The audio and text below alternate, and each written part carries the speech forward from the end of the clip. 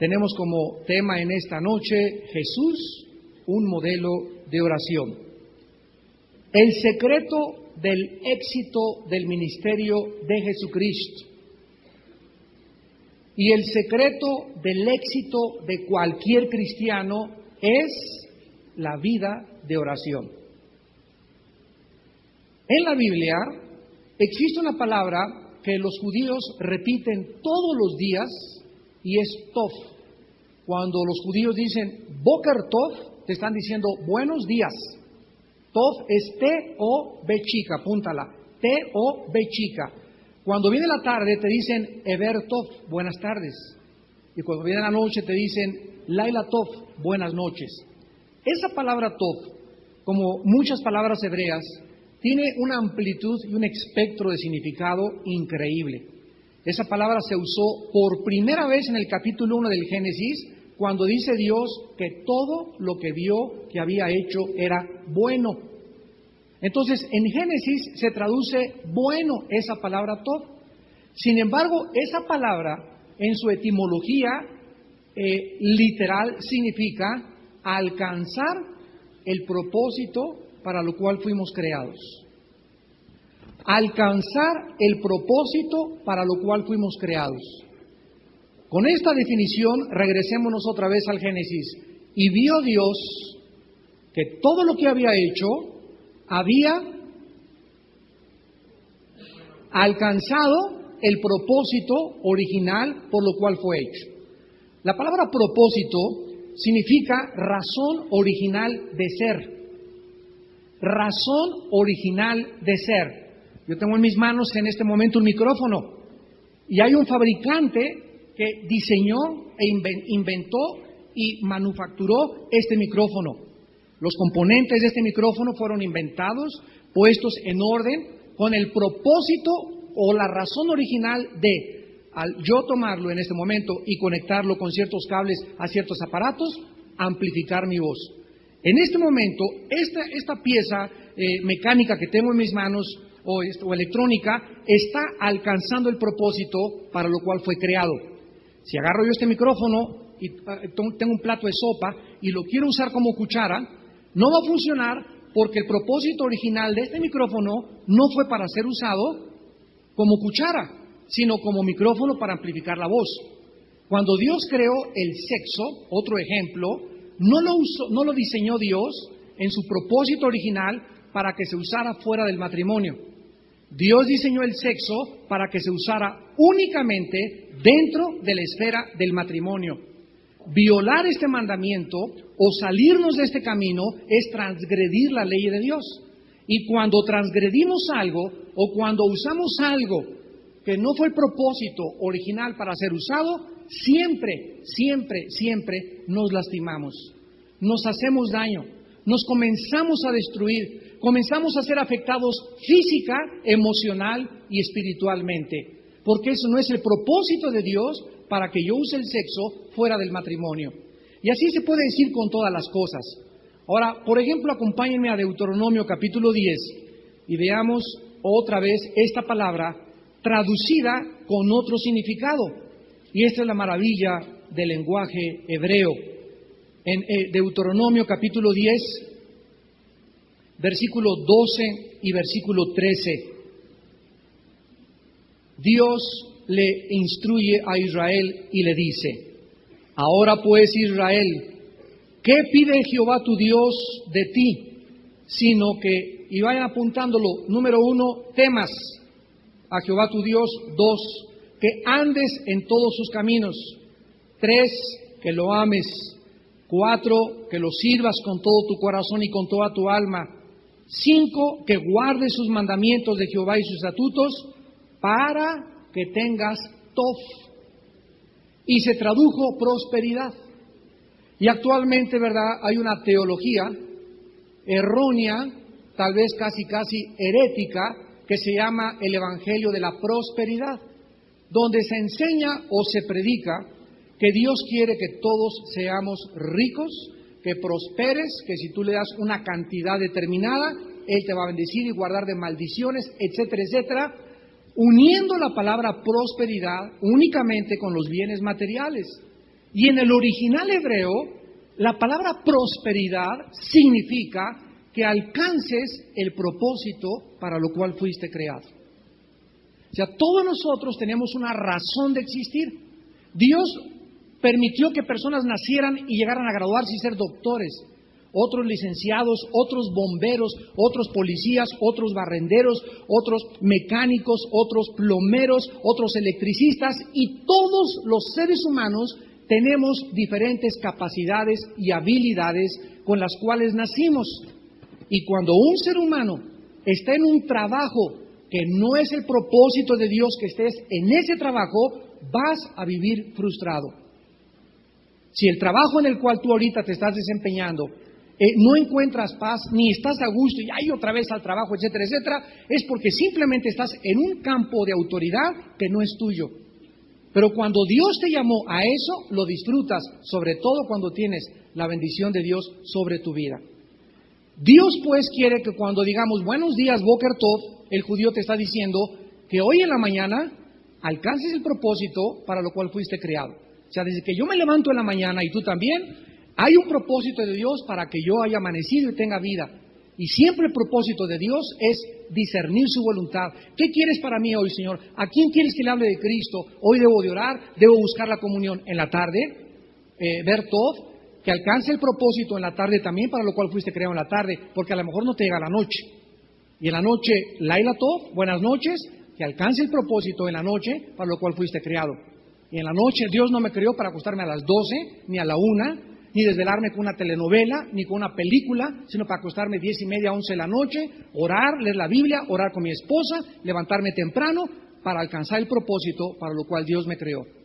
Dios no me creó para comer chicharrones, pizzerolas, donas, conchas de la tía Rosa, refrescos, y todos mis riñones, mi hígado, mi estómago, lo rechazan, porque son fabricados, son químicos.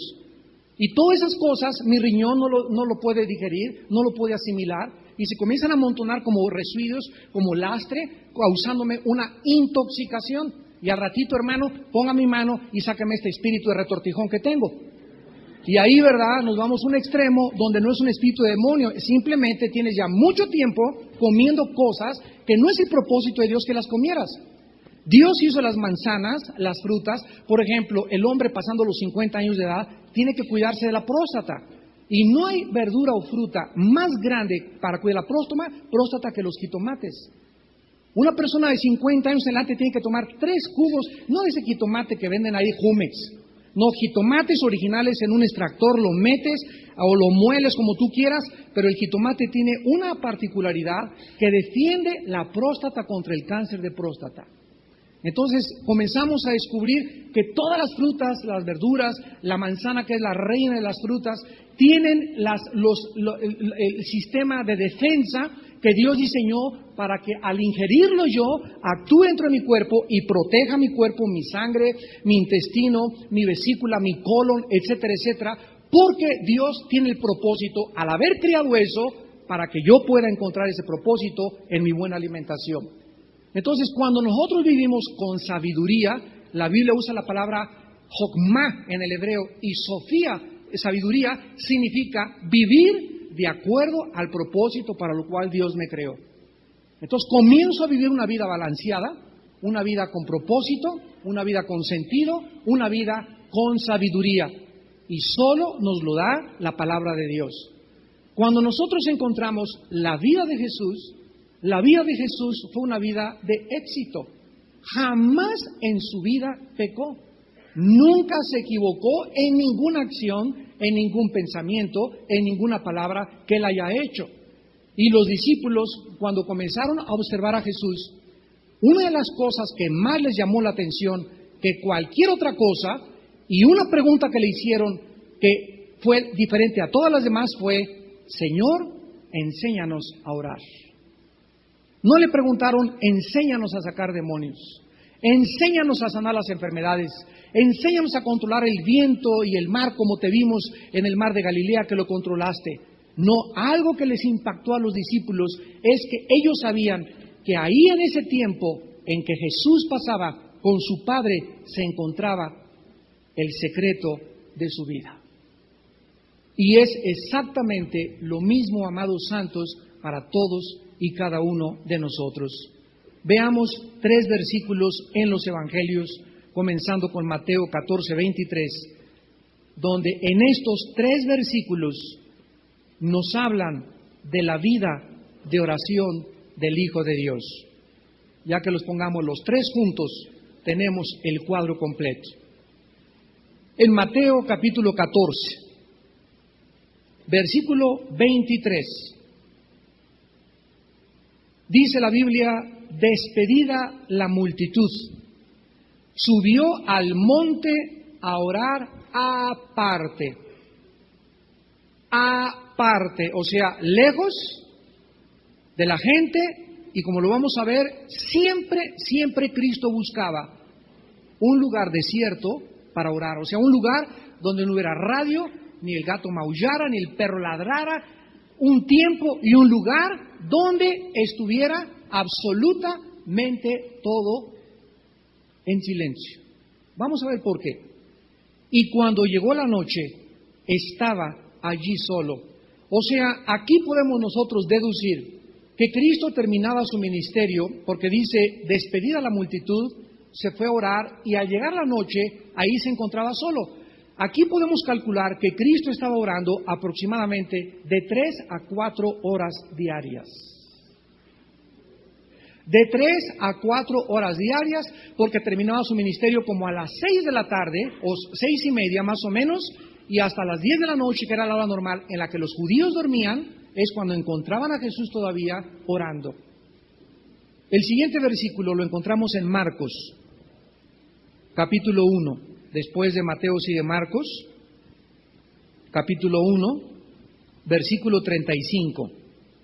Marcos 1:35, levantándose muy de mañana, o sea, aquí en Mateo lo vimos, que antes de acostarse estaba Jesús, pasaba 2-3 horas orando, y aquí lo vemos en la madrugada. Muy de mañana, siendo aún muy oscuro, calculémosle las 5 de la mañana, 4:30, 5 de la mañana, salió y se fue otra vez a un lugar desierto y allí oraba. Por cierto, la palabra orar, que siempre se usa cuando Jesús lo hacía, es la palabra griega proseu chomai. Proseu con pa de papá, proseu chomai, que significa todos los tipos de oración, o sea, alabanza, adoración, petición, intercesión por uno mismo, intercesión por los demás y confesión de pecado, aunque Jesús no usaba esta última. Cuando oramos, ¿verdad? No solamente venimos a pedir, ese es deesis, es otra palabra griega que nada más es pedir. Padre, te pido por esto, Padre, te pido por aquello. Y si tú eres una persona que cuando oras solo pides, no sabes orar. La petición está incluida en la oración, pero cuando tú oras, siempre desarrollen el bendito hábito, siempre de iniciar la oración con adoración, con alabanza. Te hincas en la mañana, en la noche, Padre, no sabes ni qué pedirle, pero ahí estás, Padre Santo, te alabo, te bendigo, gracias, eres mi pastor, nada me faltará, en lugares delicados me harás descansar, eres santo, santo, santo, Señor. Y cuando tú comienzas a pronunciar palabras de adoración y de alabanza, es como una barredora que limpia la atmósfera, limpia el aire y los demonios y espíritus que anden por ahí pululando, tratando de evitar que nosotros oremos. La adoración y la alabanza los comienza a dispersar, los comienza a alejar, porque no soportan ni siquiera oír el nombre de Jesús. Los demonios no soportan el nombre de Jesús. En el infierno está prohibido que digan Jesús. En el abismo está prohibido que digan Jesús. Satanás le prohíbe a todos los demonios que no mencionen el nombre de Jesús, porque el nombre de Jesús los atormenta, menos la sangre de Jesús, porque la sangre les recuerda su derrota en la cruz del Calvario. Y la tercera parte de esta vida de oración de Cristo la encontramos en Lucas. Después de Marcos sigue Lucas, capítulo 6, versículo 12.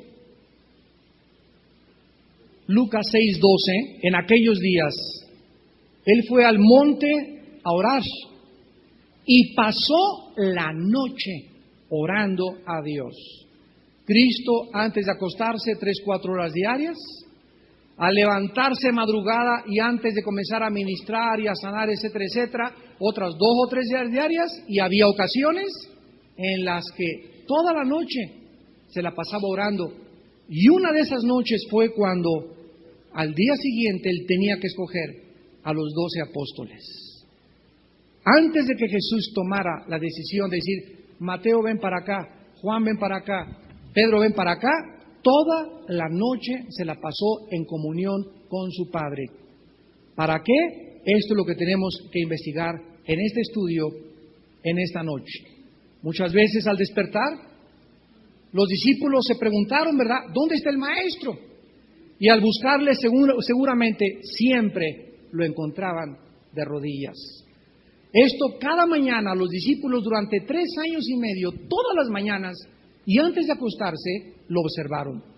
Sanar o echar demonios le tomaba a Jesús algunos segundos, no había problema por eso, pero la mayor parte de su tiempo la empleó en una vida de comunión con su Padre.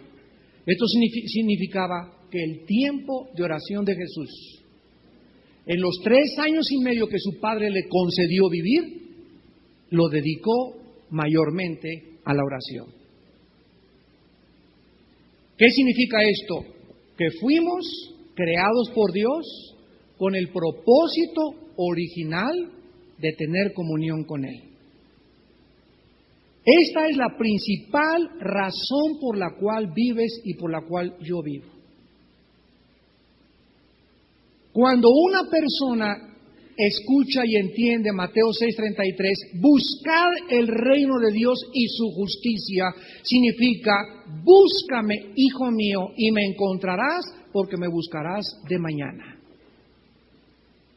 Cuando el cristiano entiende que la razón principal por la cual Dios me creó y para que yo alcance el propósito para lo cual fui creado, para que prospere, para que todo prospere en mi vida, mi matrimonio, mi trabajo y todo, para que eso prospere, yo tengo que cumplir la condición de darle a Dios mi primer lugar.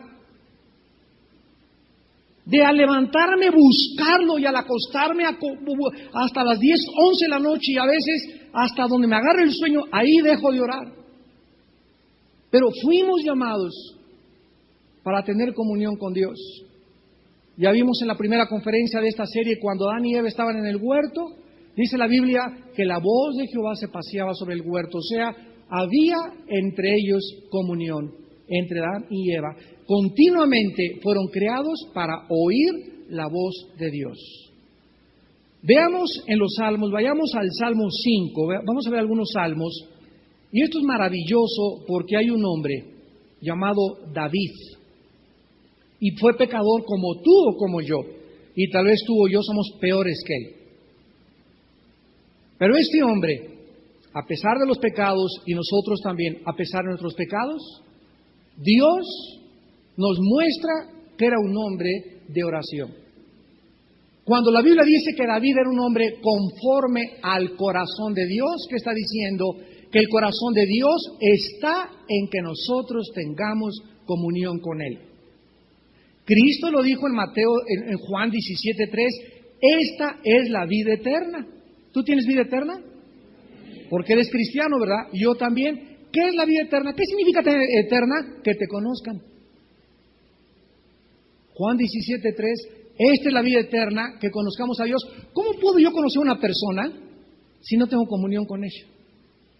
¿Qué es el matrimonio? El matrimonio es la unión de un hombre y una mujer, y conste que está claro, hombre y mujer. No Jorge con Pepe ni Lupita con Gloria, ¿verdad? Hombre y mujer. Es el propósito original de Dios y ahorita se está rompiendo ese patrón. Es el propósito de Dios que Lupita y Jorge se casen para que toda la vida le emprendan y comiencen después de 15, 20 años a conocerse. Y entre nosotros pueden pasar 40 años y aún no conoces a tu viejita ni conoces a tu viejito. Nos toma muchos años conocernos.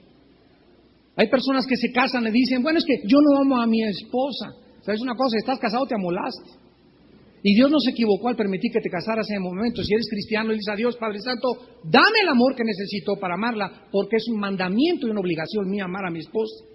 No dependo de si lo siento o no lo siento, la tengo que amar, porque el amor no depende de sentimientos ni emociones. Los sentimientos suben y a veces sientes que estás enamorado y luego bajan, y suben y bajan. ¿Qué pasa cuando no sientes amarla? ¿Qué vas a hacer? ¿Vas a cometer adulterio?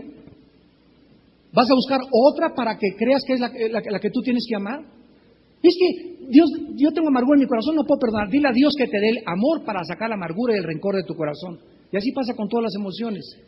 Cuando en Efesios dice, maridos, amar a vuestras mujeres, es un mandamiento de Dios. Es una orden del cielo. Y tú tienes que ser honesto y decirle, Padre Santo, no siento nada por ella. Dame tu amor. ¿Y cómo Dios te va a dar tu amor si no tienes comunión con Él?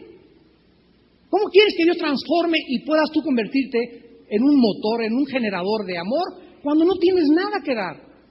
Una jarra vacía no puede llenar ningún vaso. La jarra se tiene primero que llenar para que llene los demás vasos. Un hombre tiene que llenarse del amor de Dios para poder darle amor a su esposa y amor a sus hijos. Tú no puedes dar lo que Dios no te dé, porque todo viene del cielo.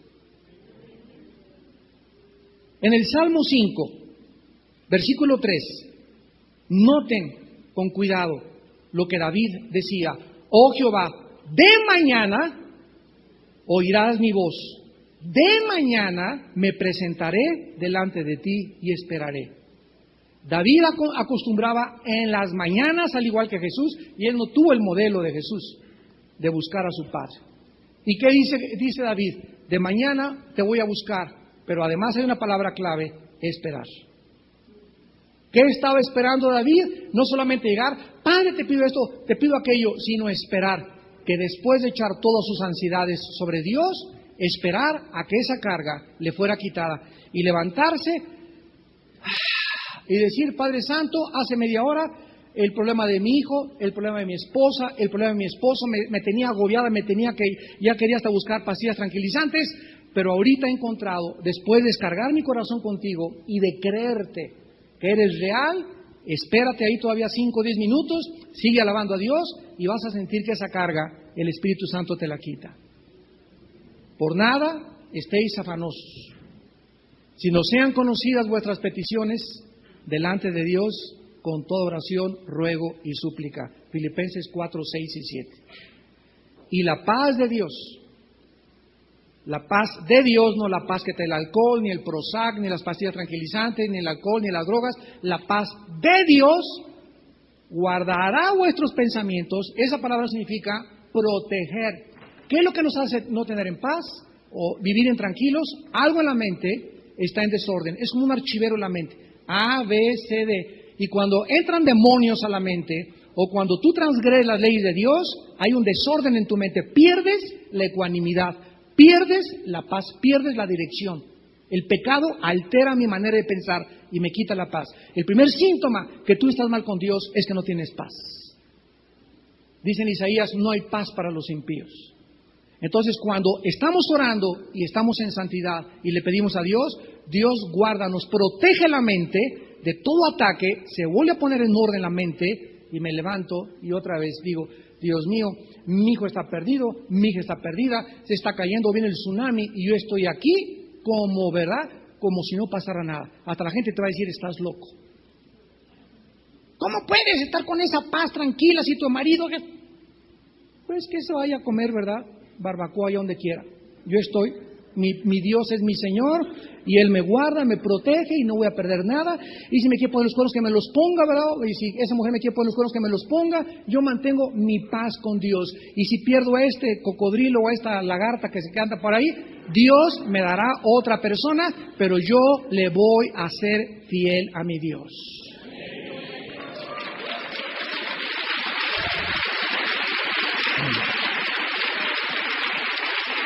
Salmo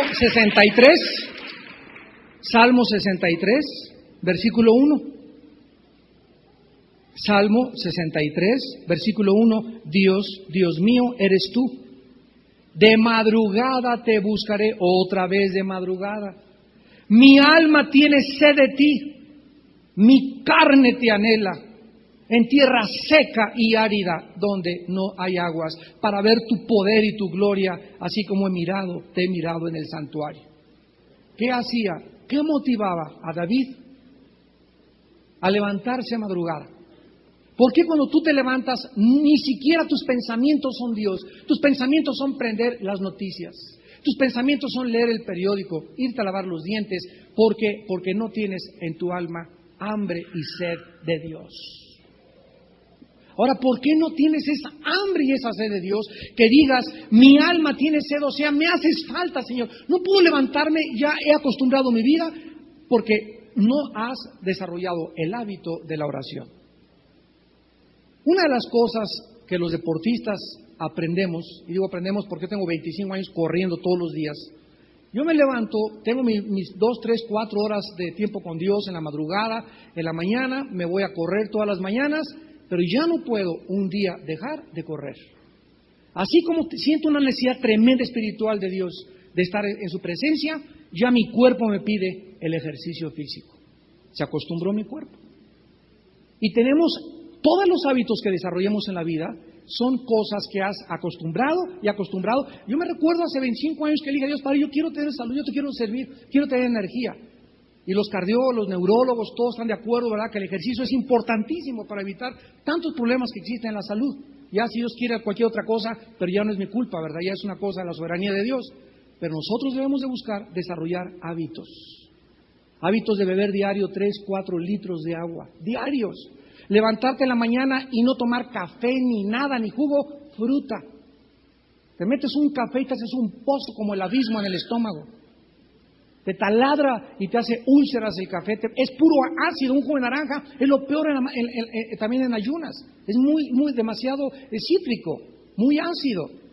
Busca jugo de manzanas, uvas. Las uvas rojas, las moradas son las mejores que hay en contra del cáncer. Sobre todo masticando los huesitos de las uvas, mastícalos porque ahí es donde se encuentran las partículas anticancerígenas que te protegen de todas las bacterias y de todos los ataques que tiene el cuerpo.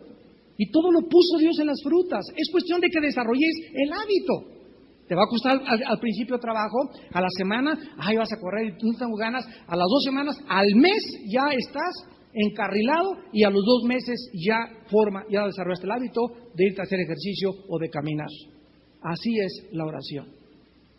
¿Por qué no tengo ganas de correr? Porque no he desarrollado el hábito de correr. ¿Por qué no tengo ganas de comer fruta y en la mañana papitas, pizzeroles, tamales de oaxaqueños con atole? Porque eso es lo que he acostumbrado mi cuerpo. Bueno, hay que romper esos hábitos. Son hábitos malditos, porque acarrean maldición a nuestra vida. Entonces hay que romperlos, ya me cansé de esto y dame el poder, Señor, comenzar una nueva vida, nuevos hábitos de alimentación, de ejercicio, de todo, y Dios da el poder para hacerlo. Todo depende de que tú sientas esa necesidad, y esa necesidad la pone el Espíritu Santo. Salmo 88. Ojalá que estén aprendiendo algo esta tarde. Salmo 88, versículo 13. Mas yo a ti he clamado, oh Jehová, y de mañana mi oración se presentará delante de ti. Otra vez, desde que comenzamos en el Salmo 5, de mañana, de madrugada. Salmo 119. Salmo 119. Versículos 147 y 148. Salmo 119, versículos 147 y 148. Me anticipé al alba y clamé. Me anticipé a que saliera el sol. Esperé en tu palabra. Se anticiparon mis ojos a las vigilias de la noche para meditar en tus mandamientos. Proverbios, después de Salmos sigue Proverbios, capítulo 8, versículo 17, Proverbios 8, 17, y aquí está hablando Salomón, el hombre más sabio de acuerdo a Dios en la Biblia, después de Cristo. Yo amo a los que me aman y me hallan, los que temprano me buscan. Isaías 26, versículo 9. Con mi alma, escuchen, aquí está hablando el Mesías. Aquí está hablando proféticamente el Isaías, pero es el Mesías el que está hablando en este pasaje. Con mi alma te he deseado en la noche, y en tanto que me dure el espíritu dentro de mí, madrugaré a buscarte. Mientras viva, en otras palabras, mi vida estará dedicada a buscarte en la mañana. Luego que hay juicios tuyos en la tierra, los moradores del mundo aprenden justicia. Vemos nosotros que cuando tengamos muchos asuntos, muchos problemas, preocupaciones, ansiedades, decisiones difíciles de tomar, recordemos que tenemos a un Padre que nos está esperando que desarrollemos el hábito de la oración. Mientras, amigo mío que me escuchas, santo y santa de Dios, mientras tú o yo no le demos a Dios el tiempo suficiente en la oración, no esperemos prosperar en la vida. No hay caminos, no es sopa marucha, como les he dicho. No hay una santidad instantánea. Dame poder, Señor, te pido que me des poder, Padre. Cae sobre nosotros, en este congreso el poder tuyo caerá, Señor. Y así estamos los cristianos creyendo que en algún congreso, en alguna reunión, ahí caerá el poder, ahí se llenarán y ahí saldrán como He-Man. ¿Y sabes algo? El poder viene a través de una vida muy larga de oración y de santidad. No hay poder sin santidad. Y no es instantáneo ni tampoco es automático. Cristo lo enseñó durante los 3 años y medio de su ministerio. Ahora, vayamos al Evangelio de Juan capítulo 5, Juan capítulo 5, y veamos aquí una cosa interesante que nos habla de la vida de Jesús y su comunión con su Padre. Juan capítulo 5. En esta ocasión que Cristo hizo un milagro, porque sanó a un hombre que había estado enfermo por 38 años. Algunos de los que vieron este milagro se quedaron impactados y asombrados, otros se enojaron. Pero leamos algo del capítulo 5 de Juan, y dice: después de estas cosas había una fiesta de los judíos y subió Jesús a Jerusalén. Y hay en Jerusalén, cerca de la puerta de las ovejas, un estanque llamado en hebreo Betesda, el cual tiene 5 pórticos. En estos yacía una multitud de enfermos, ciegos, cojos, paralíticos, que esperaban el movimiento del agua. Porque un ángel descendía de tiempo en tiempo al estanque y agitaba el agua. Y el que primero descendía al estanque, después del movimiento del agua, quedaba sano de cualquier enfermedad que tuviese. Y había allí un hombre que hacía 38 años que estaba enfermo. Cuando Jesús lo vio acostado y supo que llevaba mucho tiempo, le dijo: ¿quieres ser sano? Señor, le respondió el enfermo, no tengo quien me meta en el estanque cuando se agita el agua, y entre tanto que yo voy, otro desciende antes que yo. Jesús le dijo: levántate, toma tu lecho y anda. Y al instante aquel hombre fue sanado y tomó su lecho, y anduvo, y era día de reposo en aquel día. Entonces los judíos dijeron a aquel que había sido sanado: es día de reposo, no te es lícito llevar tu lecho. Él le respondió: el que me sanó, él mismo me dijo: toma tu lecho y anda. Entonces le preguntaron: ¿quién es el que te dijo: toma tu lecho y anda?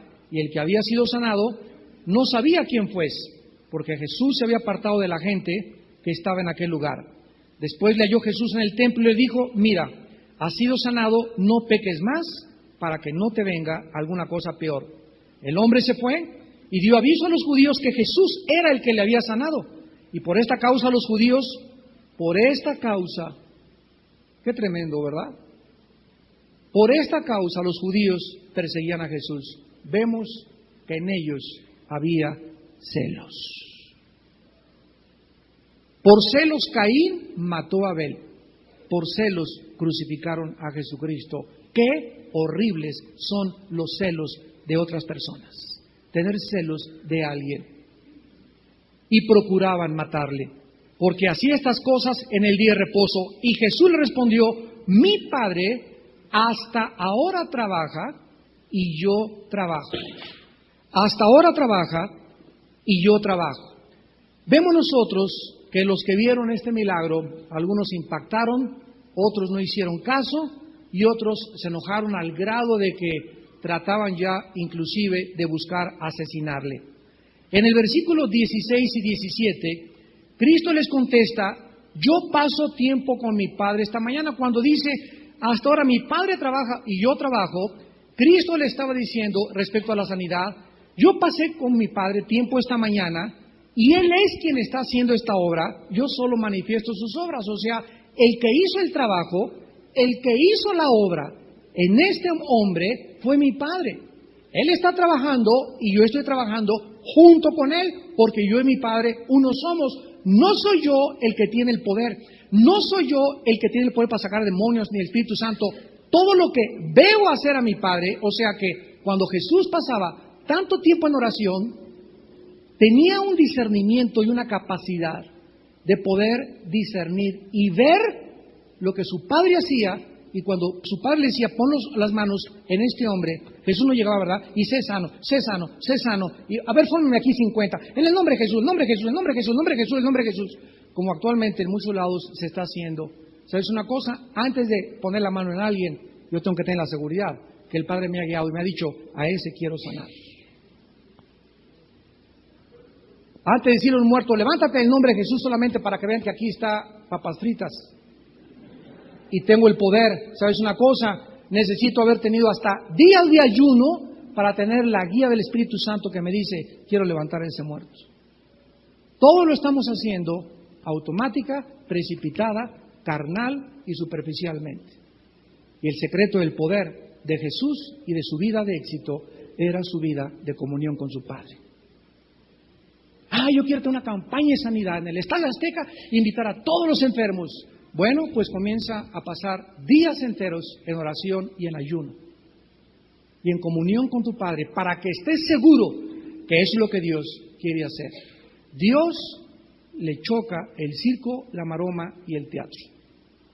Como los romanos les daban pan y circo a la gente para tenerlos contentos. Y esto es importantísimo porque en la vida de Jesús nosotros aprendemos y seguimos otras palabras.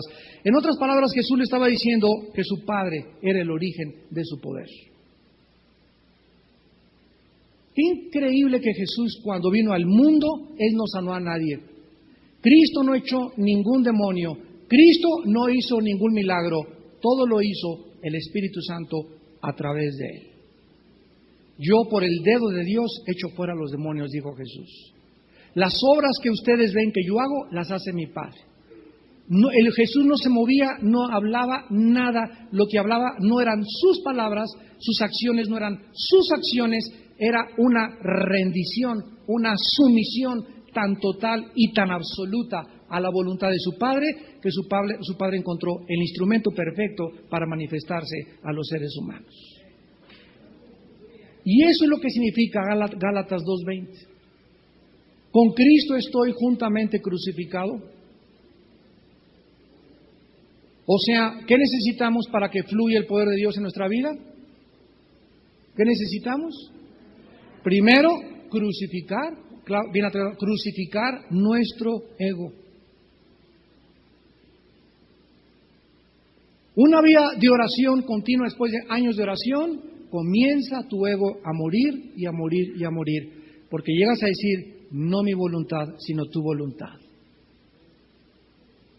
Esta es la razón por la cual el Espíritu Santo encontró y buscó a una sierva que tuviera estas características para que en su vientre engendrara al Hijo de Dios, y se llamaba Miriam, que le pusieron María. Cuando el ángel se le aparece a María y le dice: te vas a embarazar y vas a hacer el hazmerreír, va a causar vergüenza, porque entre los judíos una mujer embarazada y no casada la mataban a pedradas. Si ahorita en los tiempos, ¿verdad?, que están embarazada y no tienen novio, ¿verdad?, es una vergüenza. ¿Con quién te metiste? Y hasta se esconden las muchachas por la pancita. Bueno, ahora ni se esconden, la traen por afuera, hasta con un arete ahí colgando en el ombligo. María le dijo al ángel: hágase con tu sierva según tu voluntad. Cuando el ángel llegó para darle la noticia y dijo: tú eres la portadora de la semilla santa de Dios, María estaba preparada, porque anteriormente su vida había sido de comunión con Dios. Y ya no le importaba el qué dirán, ni la familia, ni la sociedad, ni nada. Por eso Dios tomó a esta mujer y ella le dijo: haz con tu sierva según tu voluntad. Era una mujer, María, de 17 años. Porque la palabra virgen, alma, en el hebreo, era una doncella entre 14 y 16 años. Tendría 15 años María, o 16 máximo, cuando Dios la embarazó para que pudiera engendrar al Hijo de Dios. Y ahorita las muchachas de 15 y 16 años, velas cómo están. Si tú supieras, muchachitas jóvenes que me escuchan, si ustedes supieran que cuando se consagran, Dios les da todo, no se imaginan las bendiciones que Dios les da a aquellos que están consagrados. Porque si Dios te visita como visitó a María, y en su visitación tú no estás listo, y tú no estás lista, no vas a prosperar. Si tú te casas equivocadamente con una persona que no era la que Dios quería que la que tú te casaras, ¿cómo vas a sufrir? Vas a sufrir como no te imaginas. Tremendo, pero no te puedes divorciar. La única causal de divorcio en la Biblia es el adulterio y el abandono de hogar. Así que hazle como quieras.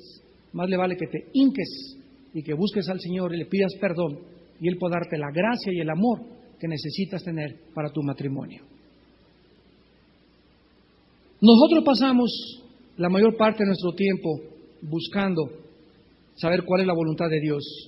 Jesús les decía, cuando les dijo: mi Padre trabajo y yo trabajo, yo voy primero a mi Padre en comunión en la mañana, y entonces veo lo que mi Padre está haciendo y después lo hago. Vean ustedes, primero veo, después voy y después lo hago. ¿Así son tus decisiones? Esto es el Hijo de Dios. ¿Qué se puede decir de nosotros? ¿Te vende esta casa? Sí, ya ahorita. ¿Este coche? Sí, ahorita. ¿Vamos a casar? Sí, ya. Dentro de 4 meses nos casamos. Y no han pasado tiempo en oración, de rodillas: Padre Santo, ¿es esta tu voluntad? Háblame. Pero es increíble que podamos nosotros encontrar en la comunión con Dios su voluntad. Vean ustedes en Jeremías, en el Antiguo Testamento, para terminar, Jeremías capítulo 23. El próximo jueves vamos a estudiar el Padre Nuestro, porque esa es la oración que Cristo dejó como modelo, no para que lo repitiéramos como periquitos. Lo vamos a explicar la próxima clase. En Jeremías 23, versículo 18, es una revelación tremenda. Jeremías 23, 18. Porque ¿quién estuvo en el secreto de Jehová y vio y oyó su palabra? ¿Quién estuvo atento a su palabra y la oyó? Esto significa que cuando comenzamos a tener ya mucho tiempo de oración con Dios y pasamos mucho tiempo en comunión con Él en oración, comenzamos a ver cosas que ojos no han visto, ni oídos han oído, ni han subido en el corazón del hombre, que Dios tiene preparados para los que le aman. Y no hay manera de demostrar que amas a Dios de una forma más grande que a través de una vida de oración. Un hombre que ama a su esposa busca todo el tiempo estar con ella. Una mujer que ama a su esposa busca todo el tiempo estar con su amado. ¿Por qué dices que amas a Dios si tienes semanas que la última vez que oraste fueron 15 minutos, 10 minutos, 20 minutos, y nomás hiciste en el Padre, sacaste tu estampita y te la guardaste y se acabó? Sí, mi vida, te quiero mucho, nos vemos en la noche, ¿verdad? Llegas en la noche, sí, mira cómo estás, sí, ahorita no me molestes, porque tengo muchas cosas de trabajar, y te acuestas. Y así pasan los años y los días, y el matrimonio se va enfriando y enfriando y enfriando, porque el secreto del matrimonio es la comunión entre los dos. platicar, comunicarse. La comunicación rota en un matrimonio es síntoma de devastación. Cuando yo voy a Vips o a Samos con mi esposa y vemos así a parejas, él está así con el ovaciones aquí. Y ella come la sopa. Y en toda la comida él no bajó su periodicote. Su periódico lo puedes leer léelo en cualquier otro lado. Si estás con tu esposa, ese tiempo, 15, 20 minutos que tiene tu esposa ahí, en un café, es para que, mira, ¿cómo estás? Comunicarse, conocerla, expresar los sentimientos, ¿verdad? Eso es el matrimonio. Es un pacto de amistad, de compañerismo, de conocerse el uno al otro. Y si no hay eso, pierdes todo en la vida. Y Cristo le dice a la iglesia de Éfeso en Apocalipsis: tengo contra ti que has perdido tu primer amor. Y en esta noche, ¿cuántos pueden responder a esto? Hemos perdido su primer amor. ¿Qué significa esto? La iglesia de Éfeso era activa, predicaba, daba por acá y por allá, y sin embargo no tenían tiempo suficiente de oración y comunión con Dios, pero eran muy activos. En la iglesia eran diáconos, y por acá, y en la alabanza, y jefe de aquí, y jefe de allá, y presidente de la dominical, y presidente de los varones, etcétera, etcétera. Y detrás de todas esas actividades, de esos líderes, ¿cuánto hay de oración detrás de sus vidas? Cuando lleguemos al cielo, Dios me va a decir: Armando, ¿cuántas cruzadas tuviste? ¿Cuántos programas de televisión tuviste? ¿Cuántas cosas hiciste? Él me va a preguntar: ¿cuánto te pareces a mi Hijo Jesús? Y si hay algo en lo cual Jesús es nuestro modelo, es en una vida de oración. Oremos. Padre, te damos gracias porque tu palabra dice y nos revela la razón y el propósito por lo cual vivimos. Ninguno de nosotros vive para hacer dinero, para tratar de hacerse rico, famoso, poderoso. No fuimos creados para el placer tampoco. No fuimos creados tampoco para obtener nuestra propia felicidad. Y en la Biblia nos revelas el propósito y la razón por lo cual nos creaste.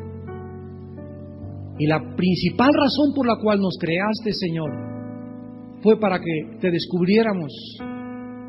Y una vez que te descubrimos que eres real, que existes, que en la persona de Jesucristo veniste a visitarnos al mundo y a morir en una cruz para pagar con tu sangre por nuestros pecados, podamos comprender tu inmenso y eterno amor y comenzar a buscarte con todo nuestro corazón. Amarás a Dios con todo tu corazón, con toda tu alma, con todas tus fuerzas. Este es el primer mandamiento. Aunque cumplan los otros 9 mandamientos, si estás descalificado en el primero, estás descalificado de todos. Si no adulteras, no fumas, no haces nada y te crees una buena persona, pero no tienes el tiempo de comunión con Dios, ni conoces a tu Dios, ni lo amas con todas tus fuerzas, eres transgresor del primero y del más grande de todos los mandamientos. Padre, incendia nuestro corazón de pasión por ti, Señor. Que seamos unas antorchas como Juan el Bautista que ardía por ti, de celo por tu obra, de celo por ti, Señor. Que podamos verdaderamente ser apasionados, enamorados de tu Santo Hijo Jesús. Que puedan hacer nuestro corazón desde esta tarde esta pasión, Señor, por ti. Que podamos ser inundados con ese amor que sobrepasa todo entendimiento y que es lo único que nos va a dar paz en esta vida. El que habita al abrigo del Altísimo, el que vive cerca de Dios, el que está en comunión con Dios, el que busca a Dios con todo su corazón, vivirá protegido por Él. Diré yo a Jehová: esperanza mía, mi castillo, mi Dios, en quien confiaré, porque vana es la ayuda del hombre. Padre, te damos gracias porque para esto nos has creado, para que descubramos en este tiempo que pasamos contigo y que debemos de tener disciplina para hacerlo, la razón de nuestra prosperidad, de nuestra satisfacción en la vida. Esta es la razón por la cual nada satisface al ser humano. ni el placer, ni los puestos que alcancen, ni el dinero, ni la fama, ni los títulos académicos. No hay nada que nos satisfaga más que tú, Señor. Y como el siervo clama por las aguas, oh Dios, que así nuestra alma clame por ti. Que sintamos ya, Señor, que al sentir esta atracción hacia ti, podamos saber que verdaderamente comenzamos a prosperar en todo lo que hagamos. En esta tarde tal vez haya personas, también ustedes que nos miran por la televisión, que aún no tienen esta pasión, que ni siquiera han descubierto que Dios existe, que es real. Y esta es la razón por la cual vives como vives, vacío. Tu vida no tiene sentido, no tiene propósito, no encuentras en nada satisfacción. Vas de una mujer a la otra, de una botella a la otra, de un teatro al otro, de una ciudad a la otra, de un viaje al otro, de una nación a la otra, siempre buscando y sin encontrar. Jesús hace 2000 años le dijo a una mujer: cualquiera que beba de esa agua volverá a tener sed, pero el agua que yo te doy será una fuente que brote dentro de tu ser de agua viva. ¿Qué tengo que hacer? Me preguntarás, para iniciar en esta tarde mi camino con Dios. Número 1, la Biblia dice que te arrepientas de tus pecados, que te arrepientas de tu orgullo, de tu falsa intelectualidad, que reconozcas que tienes un vacío en tu ser y que Dios te dice que solo Él lo puede llenar. Eso es arrepentirse, reconocer que hemos vivido lejos de Él, equivocadamente. En segundo lugar, cree, simplemente cree que Jesús en la cruz murió en tu lugar y en mi lugar y pagó con su sangre por nuestros pecados. Que a los 3 días Dios le resucitó de entre los muertos, lo levantó de la tumba para darnos esperanza de que si Él vive, nosotros volveremos a vivir juntamente con Él también. Si en esta vida le seguimos y le amamos y le obedecemos. Y finalmente, ahí desde tu lugar, desde donde tú te encuentras, dile estas palabras a Dios: mi Señor y mi Dios, te pido perdón por todos mis pecados. Mi vida ha sido una equivocación, no te conocía. Ahora quiero, Señor, descubrirte en las páginas de la Biblia, encontrar tu voluntad. Creo que en la cruz pagaste por mis pecados. Me arrepiento de toda mi vida y te pido, Hijo de Dios, Señor Jesucristo, Dios Altísimo, que entres a mi vida como mi Señor y mi Salvador en este momento y me enseñes a orar en el nombre de Jesús.